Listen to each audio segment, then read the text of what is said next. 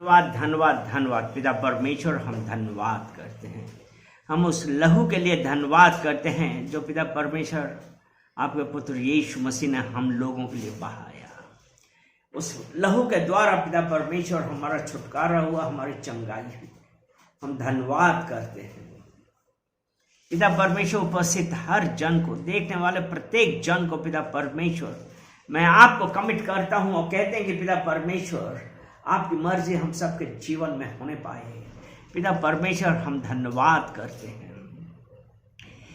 पिता परमेश्वर प्रार्थना करते हैं कि आज जो आपके वचन हैं पिता परमेश्वर वो हमारे जीवन में कार्य करने वाले बने। और पिता परमेश्वर आपके इन वचनों के द्वारा पिता परमेश्वर हमारी विक्ट्री, हमारी जय हो, क्योंकि जहाँ यीशु का नाम है वहाँ जय है। हम धन्यवाद करते हैं। इस फेलोशिप को पिता परमेश्वर हम आपको कमिट करते हैं। अनॉइंट करे पिता परमेश्वर, पवित्र आत्मा,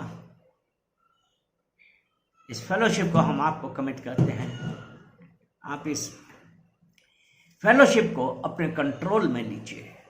सारा आदर महिमा हम आपको देते हैं यीशु मसीह के नाम से, आमीन। परमेश्वर भला है, हालेलुया, और परमेश्वर महान है। आज एक बहुत कॉमन सी चीज हम बता रहे हैं जो हम लोग ना चाहते हुए भी हमारे मुंह से निकलती है। अब वो बोल रहे हैं कैसे? क्योंकि कई बार ऐसा होता है जब हम लोग आपस में कुछ बात करते हैं तो फौरन जवाब नहीं, ऐसा नहीं, मतलब स्टार्टिंग हमने जवाब कहां से दिया? नहीं से। नहीं, ऐसा नहीं हो सकता। उनका ऐसा हाँ, ये नहीं कि उसको एक्सप्लेन करें, इंस्टेड हमारी शुरुआत ही हो गई नहीं। तो आज हमारे लिए क्या जरूरत है और ये नहीं कहां से आता है? क्या ये परमेश्वर की तरफ से है? परमेश्वर ने तो हमको सब चीजों में विजय दिलाई है, हालेलुया। क्योंकि जो हमारा माइंड है that is a battle field. हमारा लगातार युद्ध चलता रहता है, हमारे दिमाग में लगातार युद्ध चलता रहता है। और वो क्यों युद्ध चलता रहता है?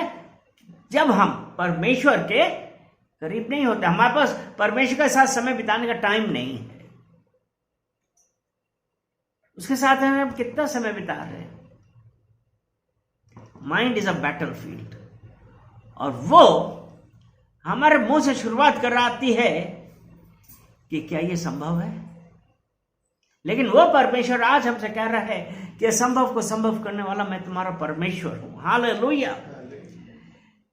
और जो परमेश्वर के विचार हमारे लिए हैं, परमेश्वर हमसे सबसे पहले क्या चाहता है? अगर हम यिर्मयाह की पुस्तक उसका 17 अध्याय और उसका 9 वचन खोले। यिर्मयाह 17 उसका 9। मन तो सब वस्तुओं से अधिक धोखेबाज होता है।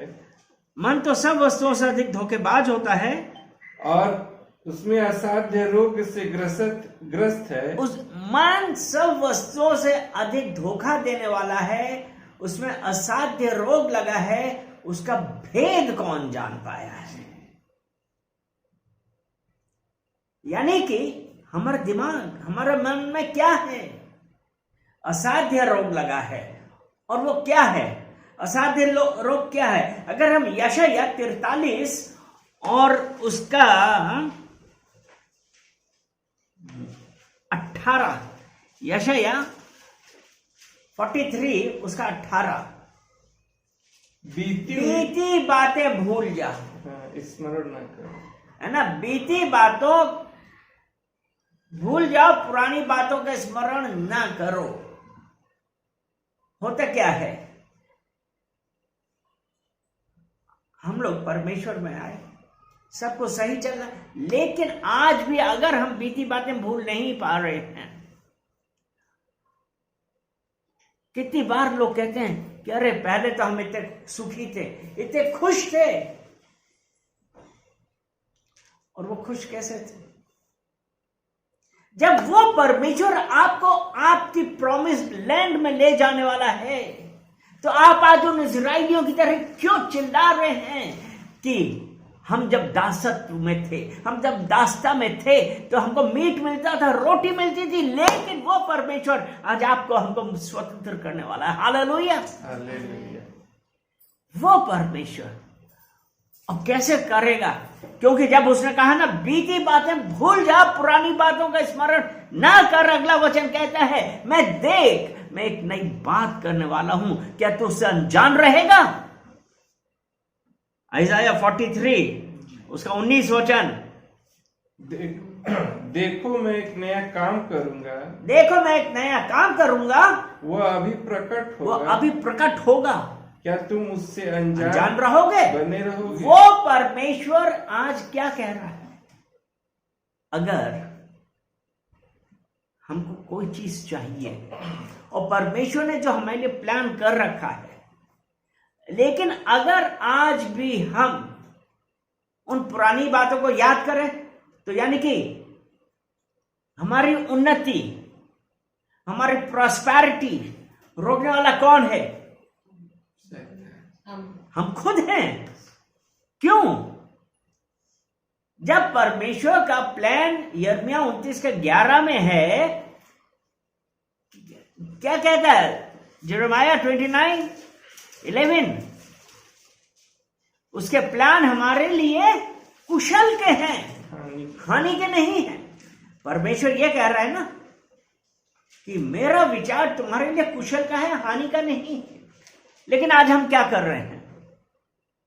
हम वही बीती बातों को पकड़े हुए हैं,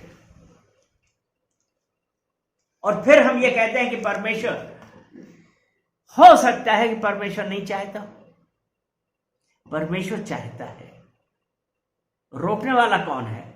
हमारी प्रगति, हमारी उन्नति, हमारा छुटकारा रोकने वाला कौन है? मन सब वस्तुओं से अधिक धोखा देने वाला है। आपने कितनी बार सोचा,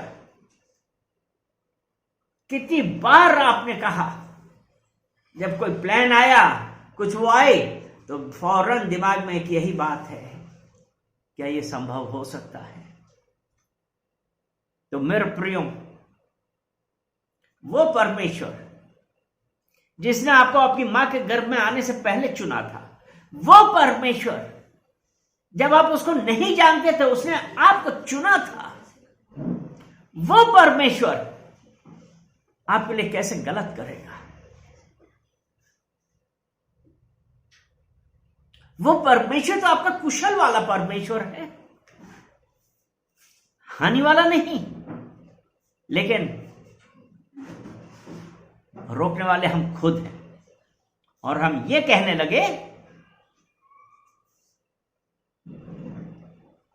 कि हो सकता है मेरा भाग्य खराब हो।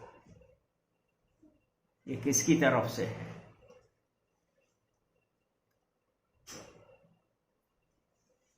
जो परमेश्वर के साथ संगति नहीं करते, जो परमेश्वर की बातों पर विश्वास नहीं करते। आपको पता कि यीशु मसीह अपने ही गांव में ज्यादा मिराकल्स नहीं दिखा पाया था। क्यों? क्योंकि लोगों को विश्वास नहीं था। और जो आज हमें जो विचार है, हमारी सोच है, वो हमको आगे बढ़ने से रोकती है।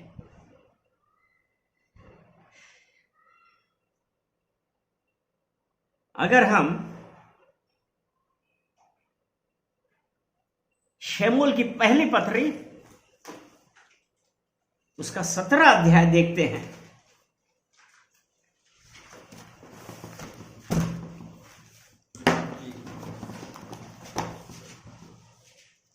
शमूएल की पहली पत्री उस 17 अध्याय में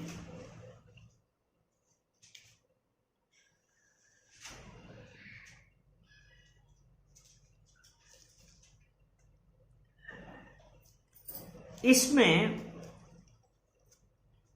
आपको एक चीज हम बतलाते हैं जल्दी से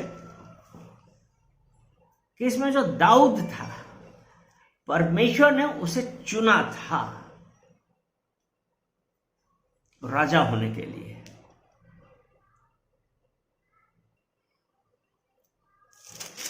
और उस वक्त जो उनका पिता था ईशे, सब उसके लड़के उसके आगे से निकले, शमूएल के आगे से निकले, तब उसको यही था, परमेश्वर ने कहा था ना ईशे से वहां पे जाओ।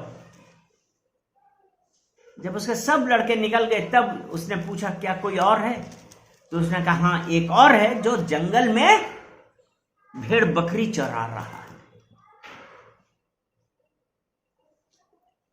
और परमेश्वर ने उसको चुना था। हालेलुया। वो परमेश्वर एक कमजोर को भी कितना बलशाली बनाता है। और जब ये था, उसके 3 भाई राजा की फौज में थे, ठीक है।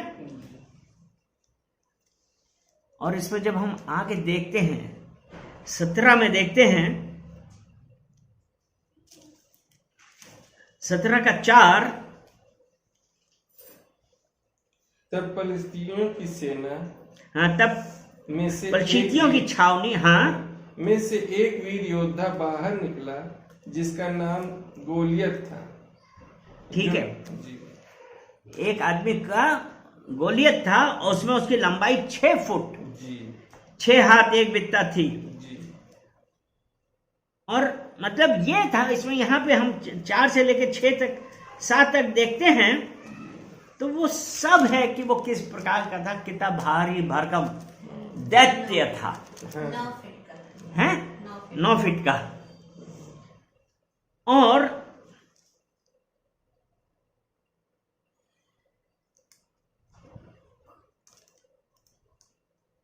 आठवें में कहते हुए खड़ा होकर इजरायली पंथियों को ललकार के बोला, यानी कि वो ललकारा, उसमें यह है, लास्ट में लिखा है अपने में से एक पुरुष चुनो कि वह मेरे पास उतर आए। उसका शरीर, उसका कद, जो हथियार, वो लोगों को डराने के ही लिए काफी थे। और वो यहां पे चैलेंज कर रहा है किसको?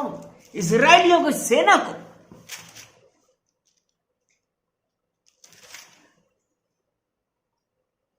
और उसके बाद 9 वचन में उसने ये कहा, यदि वे मुझसे लड़कर मुझे मार सके तब तो हम तुम्हारे अधीन हो जाएंगे, परंतु यदि मैं उस पर प्रबल होकर मारूं तो तुमको हमारे अधीन होकर हमारी सेवा करनी पड़ेगी। फिर वे फलिस्ती बोला, मैं आज के दिन इजरायली पंथियों को ललकारता हूं, किसी पुरुष को मेरे पास भेजो कि हम एक दूसरे से लड़ें। उस फलिस्ती की इन बातों को सुनकर शाऊल और समस्त इजरायलियों का मन कच्चा हो गया, वे अत्यंत डर गए। वो राजा, उसकी सेना, सब एक आदमी से डर गए। और जब आज हमारे दिमाग में भय आ गया, हमारे विचार वो हमारे पतन का, हमारी हार का एक बहुत बड़ा कारण था। क्योंकि हम अपने परमेश्वर को ये नहीं देखते हैं कि how great is my God, हमारा परमेश्वर कितना महान है। हम उसको ना देख के हम अपने सामने वाली प्रॉब्लम्स को देखते हैं। और यहां पे सब डर गए। लेकिन अब दाऊद को सब पिता ने भेजा था और उसने क्या कहा था कि वहां पे जाओ, अपने भाइयों के पास जाओ। फिर आ गया वो उनके पास। यहां पे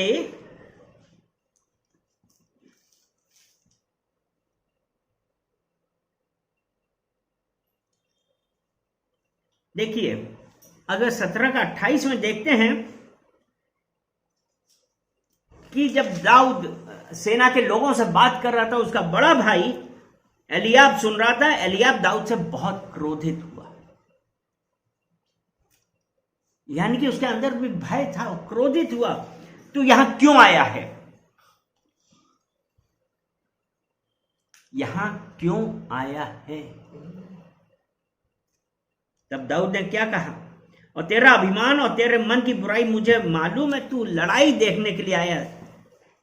दाऊद ने कहा, अब मैंने क्या किया? मैं तो आया। अर्थात वो जो उसका बड़ा भाई भयभीत था, उसका जो विचार था, उसके भाव थे, वो क्या थे? भय के थे। और लेकिन यहां दाऊद क्या कहता है? मैंने क्या किया? He was least bothered. उसके बाद जब ये सब बातें हो रही थी,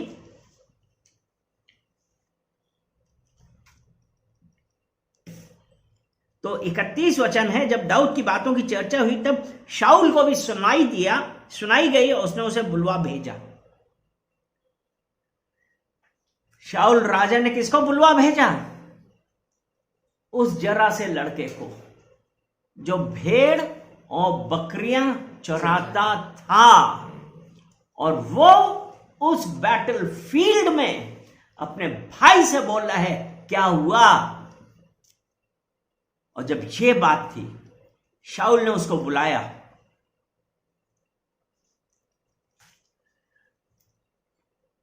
यहां पे जो एक गौर करने वाली बात है, मतलब राजा भी भयभीत था, लेकिन 32 वचन, तब दाऊद ने शाऊल से कहा, किसी मनुष्य का मन उसके कारण कच्चा ना हो, तेरा दास उस पलिश्ती से लड़ेगा।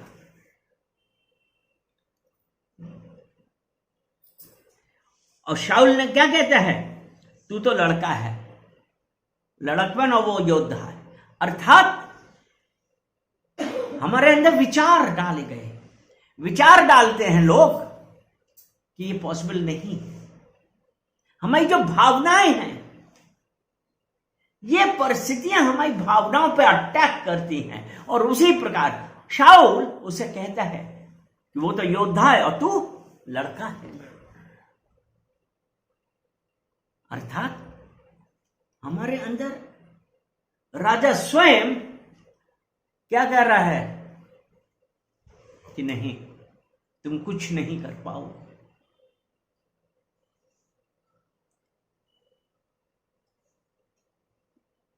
ये जो फीलिंग्स होती हैं,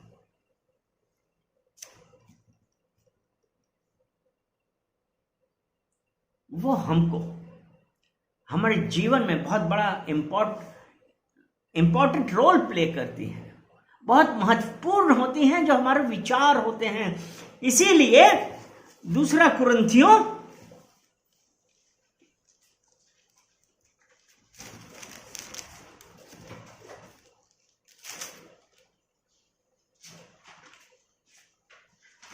5 अध्याय उसका 7 वचन, क्योंकि हम रूप को देखकर नहीं पर विश्वास से चलते हैं। हम रूप को देखकर नहीं पर विश्वास से चलते हैं। लेकिन इंग्लिश वाले में अच्छा लिखा है, We live by faith. We live by faith, not by our feelings. और वो जो फीलिंग्स हैं, वो हमको हरा देती हैं। हम अपनी फीलिंग्स, शैतान क्या कर रहा है कि हमें तो ये है, हमारा वो कर दिया, हमारी बेइज्जती हो गई, वो हमको डरा रहा है और हम हार गए। यही किया था।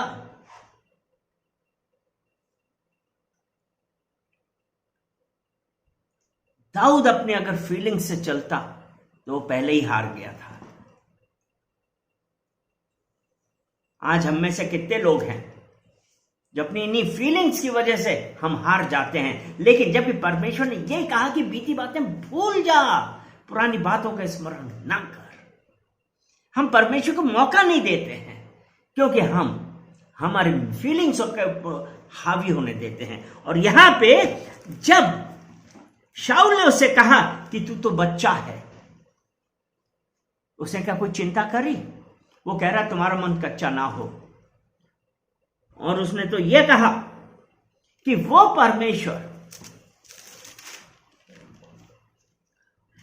उसका इसमें ही है 34 वचन कहता है, दाऊद ने शाऊल से कहा, तेरा दास अपने पिता की भेड़ बकरियां चराता था, और जब कोई सिंह या भालू झुंड में से मेमना उठा ले जाता तब मैं उसका पीछा करके उसे मारता और मेमने को उसके मुंह से छुड़ा लाता, और जब वह मुझ पर हमला करता तब मैं उसके केश को पकड़कर उसे मार डालता था। तेरे दास ने सिंह और भालू दोनों को मारा है।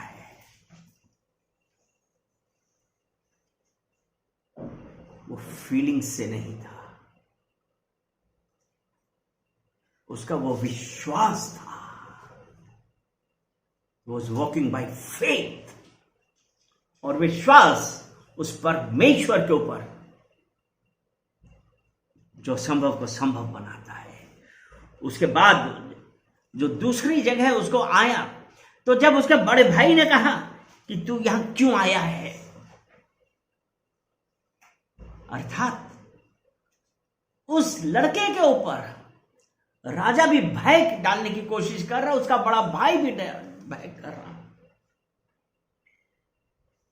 और उस तब उसने क्या किया था?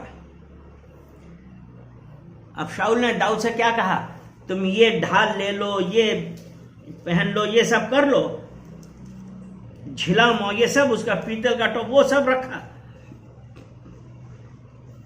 दाऊद कहता है मैं ऐसा लेके नहीं चल सकता है।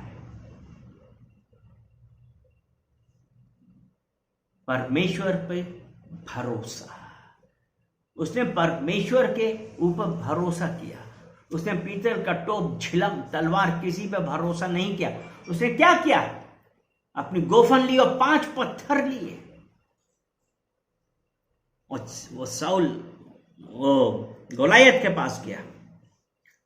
और देखिए कि गोलायत क्या कहता है जब उसने आमने सामने देखा।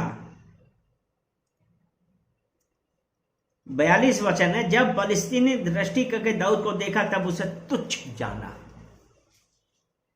क्योंकि गोलायत तो ये देख रहा था पूरी इजरायली सेना उसे भय खा रही है और एक जरा सा लड़का आ रहा है। क्या वो अपनी भावनाओं से चल रहा था?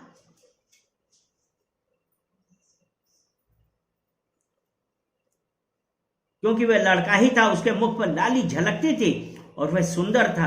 तब फलिस्तीन ने दाऊद से कहा, क्या मैं कुत्ता हूं कि तू लाठी लेकर मेरे पास आता है? अर्थात ये जो अपोनेंट को इतना घमंड था, वो ये देख रहा कि एक लड़का उसके पास आ रहा है। फिर फलिस्तीन ने दाऊद से कहा, यानी गोलियत ने दाऊद से कहा, मेरे पास आ, मैं तेरा मांस आकाश के पक्षियों वन पशुओं को दे दूंगा। वो उसे बुला के उसे कहता है, मैं तुझे मार दूंगा, मतलब तू, लेकिन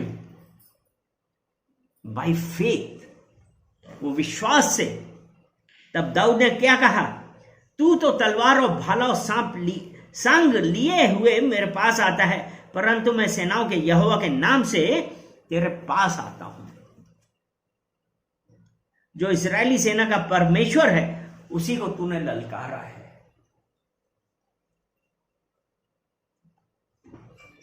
माइंड इज अ बैटलफील्ड। हमारा दिमाग में हमेशा युद्ध होता है, परिस्थितियां देखी युद्ध हो रहा है कि it's not possible, it's not possible, ये संभव नहीं है। लेकिन दाऊद उससे क्या कह रहा है कि मैं सेनाओं के यहोवा के नाम से तेरे पास आता हूं। आज वही परमेश्वर हम लोगों से यही कह रहा है, बीती बातें भूल जा, देख मैं एक नई बात तुम्हारे जीवन में कर रहा हूं। वही परमेश्वर आपके हमारे जीवन में करेगा। क्योंकि शैतान सबसे पहले हमारे ऊपर जो अटैक करता है वो कहां पे करता है? हमारे विचारों के ऊपर अटैक करता है। और हमारे विचार परिस्थितियां देखी उसके अनुसार ही हो जाते हैं। हम डर गए। 9 फुटा आदमी इतना भारी भरकम हथियार लिए हुए, अच्छे अच्छे देख के उनकी सिट्टी पिट्टी गुम। वो लड़का, उसने कहा मैं सेनाओं के परमेश्वर की तरफ से आता हूं, सेनाओं के यहोवा के नाम से तेरे पास आता हूं। आज वही सेनाओं का यहोवा यहां पे है। आपसे और हमसे वो यही चाहता है कि आज हम अपनी परिस्थितियों के गुलाम ना हो, वरन हम उन परिस्थितियों के ऊपर विजय पाएं, क्योंकि we do not walk by feelings, we walk by faith. हमारी परिस्थितियां हमारे डेस्टिनी को बदल नहीं सकती। हमारी परिस्थितियां, आप क्यों अपनी फीलिंग्स पे है? इसीलिए जब उसने कहा ना कि बीती बातें भूल जा, पुरानी बातों का स्मरण ना करो। आपसे कितनी बार लोगों ने नेगेटिव वर्ड्स बोले हैं, कितनी बार गलत बोला क्या है, लेकिन हमने एक्सेप्ट किया। और आज हम इस जगह पे हैं कि हमको हर जगह हार दिखती है। हम ये कहते हैं क्या मैं ऐसा ही रहूंगा?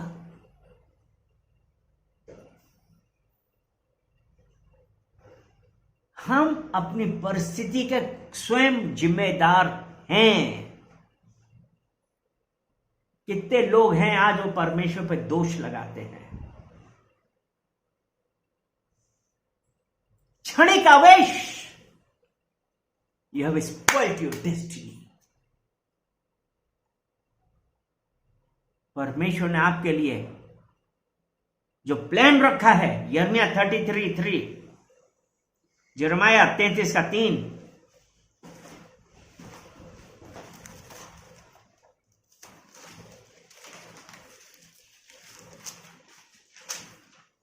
मुझसे प्रार्थना कर और मैं तेरी सुनकर तुझे बड़ी बड़ी और कठिन बातें बताऊंगा जिन्हें तू अभी नहीं समझता है। वो परमेश्वर हमसे ये चाहता है कि हम उसे प्रार्थना करें। वो हमारे जीवन में करने के लिए तैयार है, लेकिन क्या हम झुकने के लिए तैयार हैं कि आज हम भी अपने स्वयं उस पर आज भी स्थिर है कि नहीं, मैं ऐसा नहीं करूंगा, मेरी बेइज्जती हो जाएगी। परमेश्वर ये कहता है जब दीन होते हैं परमेश्वर आपको उठाता है। ये जो मैं है ना, आई मी, ये हमारे लिए बहुत बड़ा कारण है कि जो हम उठ नहीं पाते हैं। और हम चाहते हैं कि हमारी इच्छा हो। हम एक तरफ तो प्रार्थना करते हैं परमेश्वर तुम्हारी इच्छा मेरे जीवन में पूरी होने पाए, लेकिन यथार्थ में हम क्या कर रहे हैं? हम अपनी इच्छा थोप रहे हैं, because we do not give chance. हम दीन होना नहीं जानते, घमंड वो परमेश्वर। लेकिन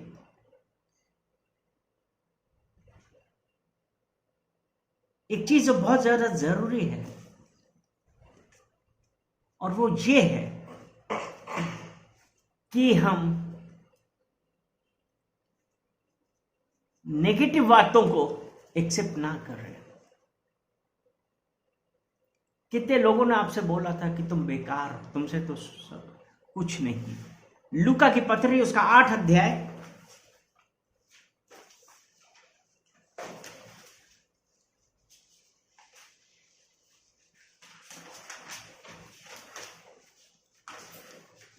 उसका 40 से लेकर 54 तक जब हम पढ़ते हैं तो उसमें हम एक चीज देखते हैं।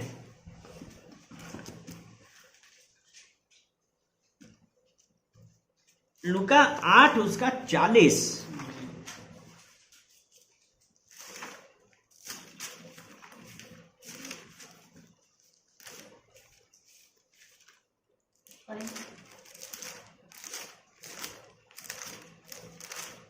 इसमें क्या है? लूका 8 का जो 40 है,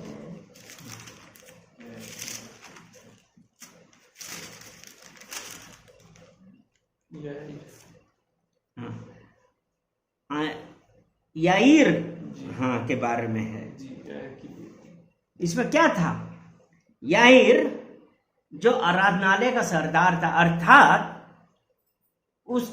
उसमें यीशु मसीह के ऊपर विश्वास वाले नहीं थे, लेकिन उसने क्या किया? जब उसकी पुत्री बीमार हुई, उसने अपनी पोजीशन की चिंता ना करके यीशु के पास आया और यीशु के पैरों पे पड़कर विनती किया कि मेरी 12 वर्ष की इकलौती पुत्री बीमार है, वो मरने पे है। वो कब आया था? उस वक्त उसका जो अहम था, ईगो थी, अपनी ईगो छोड़ के वो यीशु के कदमों पे आया। आज हम क्या आते हैं अपनी ईगो छोड़ के?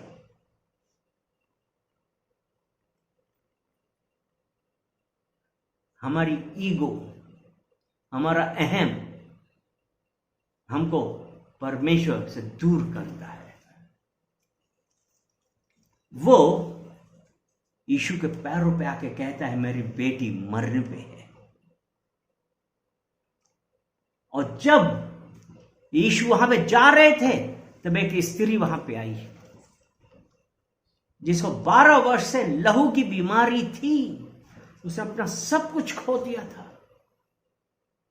एक बड़ी भीड़ थी, ये था, और यीशु मसीह जा रहे हैं। उतनी देर में वो स्त्री आके यीशु को पकड़ती है, यीशु का वस्त्र पकड़ती है और यीशु रुक गया। लेकिन वो व्यक्ति जिसने अपना ईगो, अपना अहम तोड़ दिया था, त्याग दिया था, उसको यह था कि यीशु मेरे साथ है। ये देर हुई, रुकावट हुई, क्योंकि यीशु रुका और उस स्त्री से कहा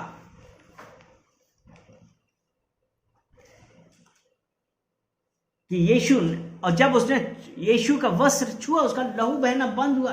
तब यीशु ने पूछा मुझे किसने छुआ? यानी कि यीशु रुक गया। हमारे जीवन में बहुत बार हमको लगता है कि हम देर हो गई है, अब तक जवाब क्यों नहीं आता है? लेकिन यीशु अगर आपके साथ है, विश्वास रखिए जवाब आएगा। क्योंकि जब उसके बाद क्या हुआ? उस स्त्री ने कहा मैंने, यीशु ने क्या कहा? जा, तेरे विश्वास ने तुझे चंगा किया। तेरे विश्वास ने तुझे चंगा किया। इतनी देर में क्या होता था? आयर के लोग उसके घर से आते, कहते तेरी पुत्री मर गई। क्या बोला? तेरी पुत्री मर गई। लेकिन जो उसका विचार, उसके थॉट्स, वो घबराया नहीं, क्योंकि यीशु मसीह ने क्या कहा? मत डर, केवल विश्वास रख। मत डर, केवल विश्वास रख। जिसकी पुत्री मरी थी वो क्या घबराया? नहीं, क्योंकि यीशु उसके साथ था। उसका मत डर। आज वही यीशु, हमारे जीवन में बहुत सारी बातें हो गई हैं, लेकिन वही यीशु ये कह रहा है मत डर, विश्वास रख। और जब हम आगे देखते हैं तब हम क्या देखते हैं कि जब वो उसके घर में पहुंचता है तो उसने क्या कहा? पतरस, यूहन्ना, याकूब और लड़की के माता पिता को छोड़कर और किसी को उस कमरे में नहीं जाने दिया। इसे हम क्या समझते हैं? वो परमेश्वर आज हमसे ये चाहता है कि हमारी संगति विश्वासियों के साथ हो, क्योंकि हमारे साथ इतने लोग हैं। हमारी संगति ऐसी होती है जो हमको परमेश्वर से दूर करती है, क्योंकि पहला कुरिन्थियों की पहली पत्री उसका 15 अध्याय उसका 33 वचन, इविल कंपनी करप्ट्स गुड है। बुरी संगति, हैं? 1 कोरिन्थियंस 15 अध्याय 33 वचन। बुरी संगति अच्छे चरित्र को बिगाड़ देती है। बुरी संगति अच्छे चरित्र को बिगाड़ देती है। यीशु ने क्या किया? सिर्फ अपने चेलों को, पतरस, यूहन्ना, याकूब और यीशु मसीह और लड़की के मां बाप, जिस कमरे में वो लड़की थी वहां पे लेकर गए, दरवाजा बंद कर दिया। परमेश्वर आज आपसे यही कह रहा है कि अपनी संगति देखो, अपना अहम तोड़ो। और यीशु ने क्या कहा? मत डर, विश्वास रख। आज जो परमेश्वर आपके और हमारे जीवन में बड़े बड़े कार्य करने वाला है, बस यही है कि हमारे विश्वास कहां है, हमारी संगति कौन सी है। और वो जो है, जब वो संगति हमारी सही रहेगी, तब परमेश्वर से सब कुछ संभव है। हमारे थॉट्स, हमारे विचार वो क्या है? हमारे विचार हमारी उन्नति, हमारे कैरेक्टर, हमारी लाइफ के में प्ले एन इंपॉर्टेंट रोल। हमारे विचार जो हैं वो हमारे जीवन बदलते हैं, क्योंकि जब परमेश्वर का वचन कहता है बीती बातें भूल जा, पुरानी बातों का स्मरण ना कर। वो जब इजराइलियों ने इतना शोर मचाया,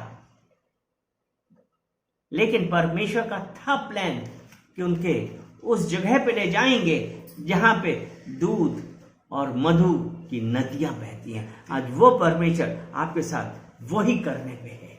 क्या आज आप तैयार हैं? अपने विचार बदलिए, पश्चाताप करिए, क्योंकि जो ईगो हमारे अंदर है, जो वो थॉट्स हैं, जिसकी वजह से हम उस परमेश्वर का जो प्लान हमारे जीवन में होना चाहिए वो नहीं हुआ, तो आज हम पश्चाताप करें और कहें कि परमेश्वर, हम अपने विचारों की वजह से, अपनी संगति की वजह से, लोगों की बहुत बातें सुनने की वजह से, पिता परमेश्वर, हम अपने ऊपर भरोसा करने लगे थे। हमारे अंदर अहंकार आ गया था। आज हम माफी मांगते हैं, हम पश्चाताप करते हैं, पिता परमेश्वर मुझे माफ करिए। विश्वास रखिए, जब आप इस प्रकार करेंगे, वो परमेश्वर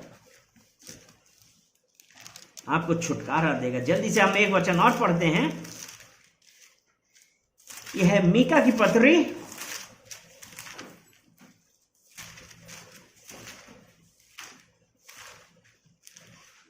उसका 7 अध्याय,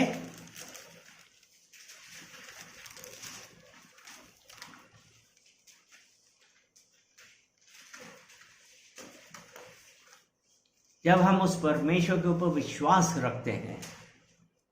मीका 7 अध्याय और 7 वचन, चैप्टर 7 वर्स 7। परंतु मैं यहोवा की ओर ताकता रहूंगा, मैं अपने उद्धारकर्ता परमेश्वर की बाट जोहता रहूंगा, मेरा परमेश्वर मेरी सुनेगा। आमीन। When you humble yourselves, God will exalt you. जब हम दीन होंगे, मेरा परमेश्वर मुझे उठाएगा। हालेलुया। आज वो परमेश्वर हम आपसे और हमसे यही चाहता है कि हम अपनी भावनाओं को अपने ऊपर हावी ना होने दें, क्योंकि भावनाएं हमारे जीवन को अफेक्ट करती हैं। चलिए धन्यवाद देते हैं। धन्यवाद धन्यवाद धन्यवाद पिता परमेश्वर, हम आपका धन्यवाद करते हैं। सारा आदर महिमा हम आपको देते हैं पिता परमेश्वर, आपके वचनों के लिए। पिता परमेश्वर, जो आपने अपने वचनों के द्वारा हम लोगों से बातें करी है, उसके लिए हम आपका धन्यवाद करते हैं। पिता परमेश्वर, प्रार्थना करते हैं कि जो अहंकार, अहम और मैं, इस टाइप की स्पिरिट्स पिता परमेश्वर जो हमारे अंदर आके हमको पिता परमेश्वर हमारी डेस्टिनी से दूर करती हैं, हम उन सब के लिए पश्चाताप करते हैं और आज्ञा देते कि अब भी और इसी वक्त यीशु मसीह के नाम से ये स्पिरिट हमारे जीवन से दूर होने पाए। हम धन्यवाद करते हैं, पिता परमेश्वर प्रार्थना करते हैं कि आपका अनुग्रह हम सबके ऊपर होने पाए। सारा आदर महिमा हम आपको देते हैं, यीशु मसीह के नाम से, आमेन, आमेन, आमेन।